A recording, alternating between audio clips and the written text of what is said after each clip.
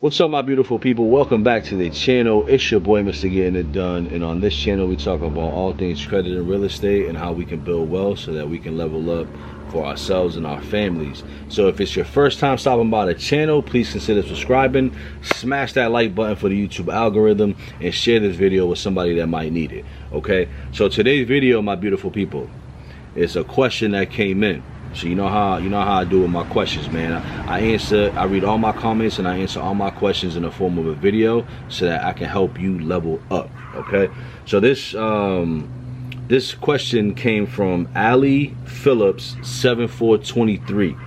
Ali Phillips 7423 says, "Hi, I have 3 separate collections on my credit report that have been sitting on there between 1 to 4 years. I live in New York City. I would like to resolve these reports and make my payments, but I have no idea where to start. If possible, can you please help with some information?" So, my beautiful people, Ali, if you're watching this, right?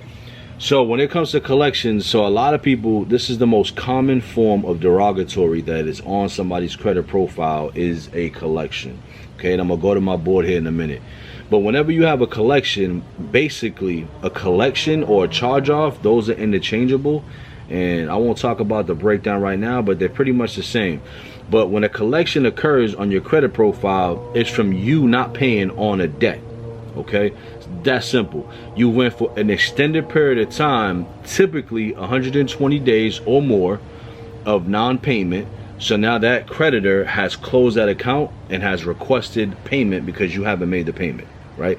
So there's a couple of things that happen. So when an account hits collections and you don't pay it within a certain amount of time, that creditor that has that will then sell it to a debt collection company, right? They'll recoup some of the loss. So for an example, you have a Chase credit card, you know what I'm saying, and you didn't make payments on it. You didn't make your, you maxed it out. You didn't make your minimum payment due, and after 120 days they close the card. They close the card. Now you can't use the card no more, but you still owe, let's say, the $1,000. You maxed it out. It's a $1,000 limit. You still owe the $1,000, but you're like, you know what? You closed my credit card. I'm not gonna pay you. So now Chase, they still want their money, but they know that there's a percentage of people that are not going to pay their debts, and they factor that into their balance sheet, right? They factor it in as bad debt that they're not going to recoup. They know people are going to default. So what happens is whenever somebody defaults on a debt like a credit card, that company has, they're going to write it off at the end of the year on their taxes as a bad expense. So now they get tax savings, right? So they're not really taking a loss. They're saving on their taxes. So now what happens is once they charge it off, that's how you get a charge off on your credit report, right? When it says charged off, that means the company has written it off as a bad debt on their balance sheet for their taxes. So now when the company go ahead and does that, they're going to take that debt and they're going to sell it to a debt collector, which pays, pennies on the dollar. So if you owe them $1,000, if you owe Chase $1,000, they're going to sell it to a debt collector for like 200, 300. Right? And so now that's called double dipping. So they wrote it off on their taxes, and now they've sold it to somebody and got some more money, for an additional 200 or 300. So now Chase is up. Chase is winning. So now that debt collector is going to contact you directly to collect the full $1,000. That's how debt collection agencies make money. They go after you for the full amount of debt, and they'll work out a payment plan that will like, yeah, no, you can give us $25, $50 a week, whatever, because they want that money, right? And the minute they hit that 200 or 300 or whatever they pay for that debt, they've already breaking even, and everything outside of that is profit.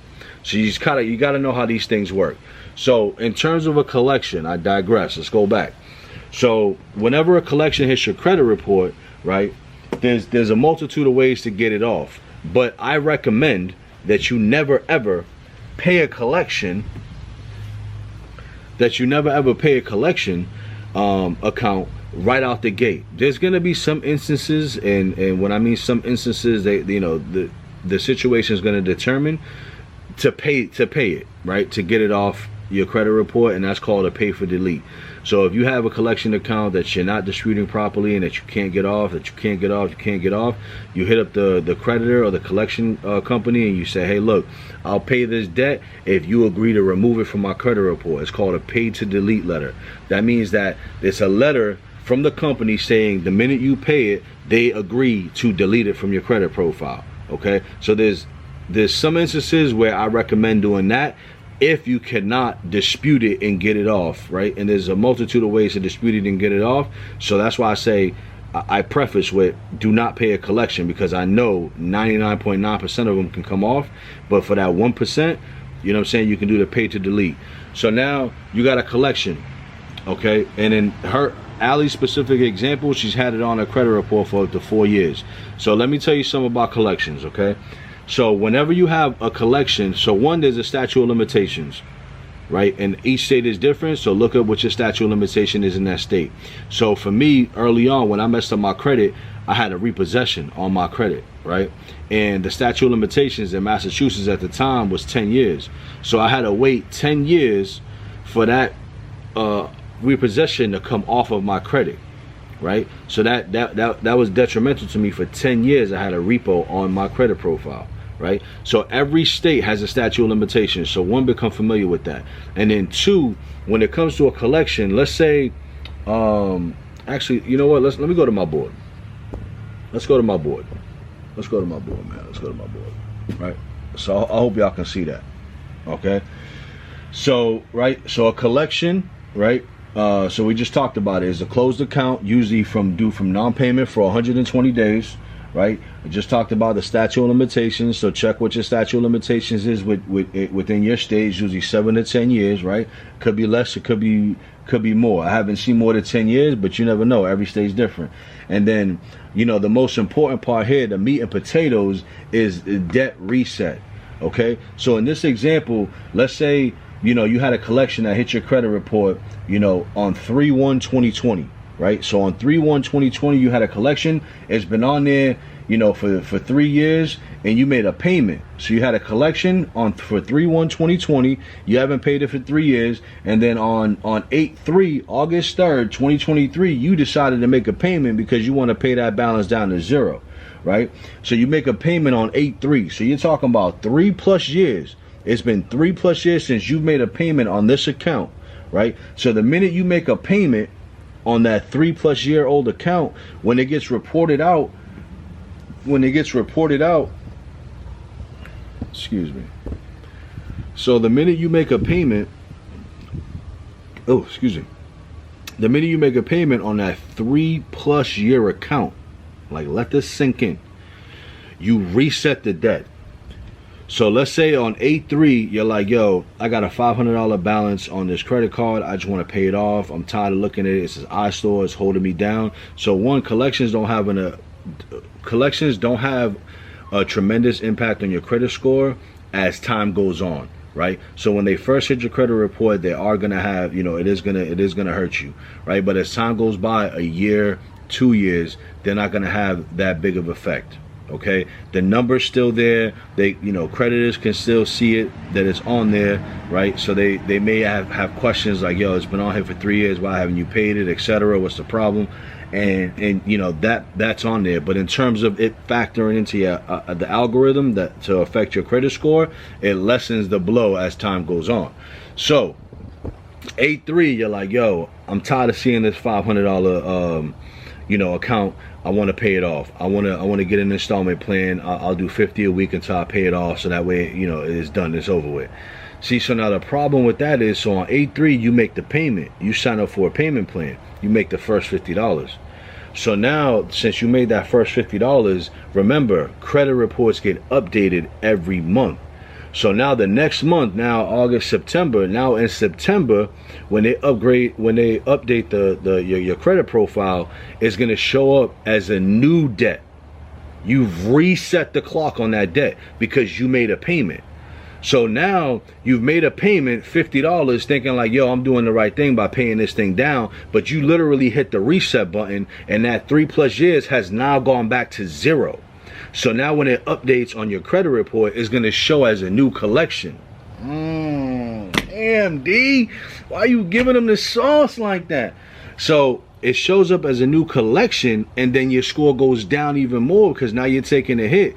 So that 3+ years that you let lapse and is not having a huge impact on your credit score, now you've hit the refresh button, and now you're starting the clock all over again, man. And even if you do pay it off in 2 or 3 or 4 or 5 months, it's still a fresh debt that's newly paid off. So now you're gonna go through the same thing that you went through when you first got the account in collections, in terms of your score being held down for an extended period of time.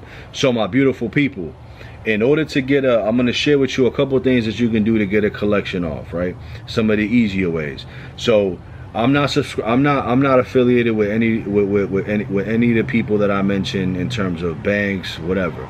So Identity IQ, right? I'm not affiliated with them, but their credit reporting system is the best in my opinion, because it allows you to see all 3 of your credit profiles side by side, right? It's not like Experian or my FICO where you like see them one tab, and then you gotta like scroll and look and write notes. Literally, Identity IQ gives it to you on one screen across, right? So you can see all 3 simultaneously.